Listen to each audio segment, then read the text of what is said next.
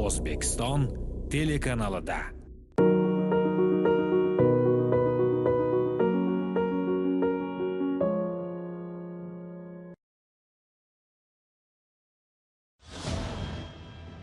Urush. Bu so'z qalbimizda og'riq va qayg'u uyg'otadi. Ikkinchi jahon urushi 20-asrning eng qonli voqealaridan biri bo'lib, u millionlab begunoh insonlarning hayotiga zomin bo'ldi. Urush nafaqat shaharlarni vayron qildi, balki odamlarning qalbini ham yaraladi. U oilalarni ajratdi, bolalarni yetim qildi, onalarni esa umidsizlikka soldi. Urush bu nafaqat qurollarning dahshatli ovozi, balki onalarning faryodi, bolalarning ko'z yoshlari, ayollarning umidsiz nigohlari demakdir. Shoir aytganidek, hamon bitmas sen solgan alam.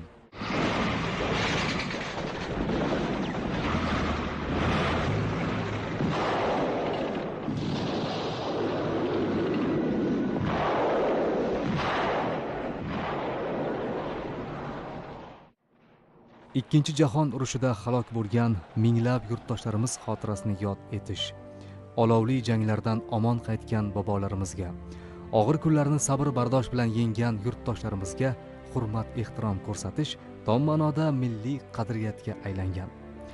Og'ir damlarni boshdan kechirgan, ikkinchi jahon urushida ishtirok etgan jasoratli yurtdoshlarimizning g'oliblik uchun kechgan janglarda munosib hissasi bor. Bugungi tinch, osoyishta hayotimiz uchun kurashgan, qonli janglarda ishtirok etgan jasoratli yurtdoshlarimizning urush o'chog'ida o'tgan har bir kuni fidoyilik, har bir tuni o'chmas xotiradir.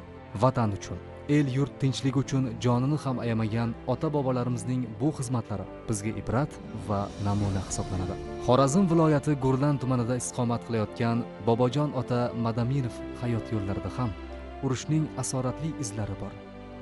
Har bir soniyada ajal bilan ro'baro kelish, jang maydonlaridagi xavf-xatarni yengish Bobojon otaning navqiron yoshiga to'g'ri kelgan. Hech vaqtda bunday urush bo'lmasin. Bunday urushni hech kim ko'rmasin.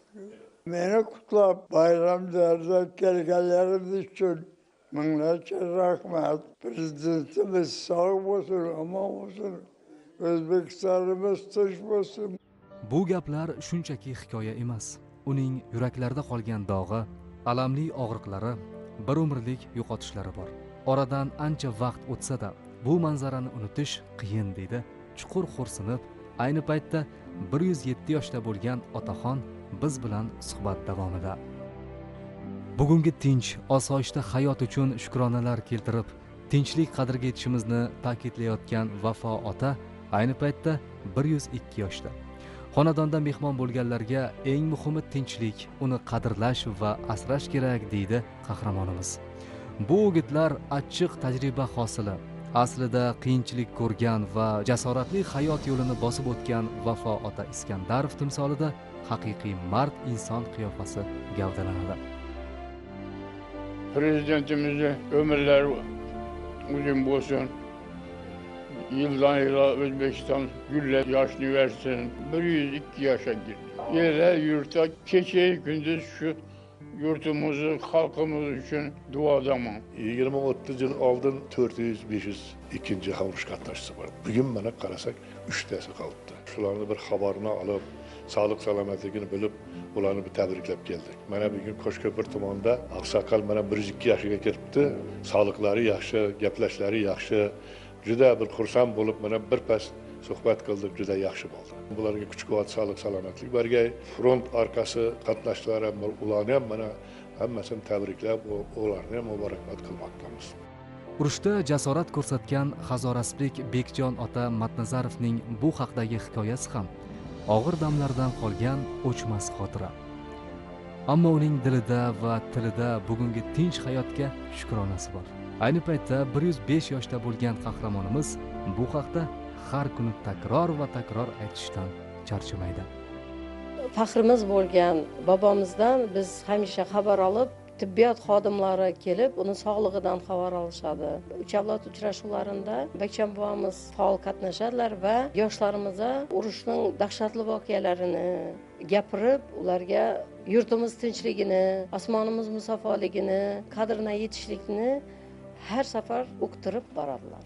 Biz shunday qahramonimiz borligidan faxrlanamiz. Xorazm viloyati bo'ylab hamkor tashkilotlar bilan birgalikda 2-jahon urushi ishtirokchilarining xonadonlarida bo'ldik. Ularni xotira va qadrlash kuni bilan tabrikladik. Gurland, Qo'shko'pir, Hazarasp tumanlaridagi nuroniy otaxonlar bilan suhbatimiz mazmunli bo'ldi. Ular 2-jahon urushi maydonlaridagi unutilmas voqealarni xotirlashdi. Bugungi tinch osoyishta kunlarga osonlikcha erishilmaganligini gapirib berishdi. Bu tabarruk insonlarning hayoti tarixdan so'zlaydi. Biz uchun ham qadrli bo'lgan insonlar yaqinlari qurshovida xursandchilikda yanada uzoq umr ko'rishlarini tilaymiz. Нашим детям, внукам. Ehtimol tinchlik va to'qchilik zamonida yashayotgan biz kabi avlodlar uchun urush ko'rgan, ocharchilik va qahatchilikning azoblarini boshdan o'tkazgan bobolarning o'z hayotlaridan olib aytayotgan hikoyalari ertakdek tuyulishi mumkin. Aslida dilidayu tilida tinmay bugungi yorug' kunlarga shukrona aytayotgan bobolarimizning istagi, orzusi, tilagi, niyati ham shu. Yurtimiz, dunyomiz tinch bo'lsin, urush bo'lmasin.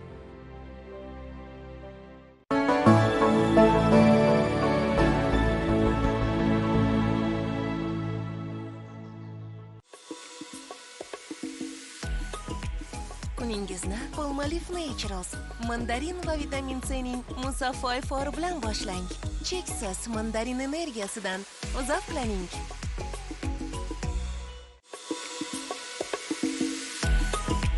Kuningizni Palmolive Naturals mandarin va vitamin C ning musaffo ifori bilan boshlang. Cheksiz mandarin energiyasidan zavqlaning.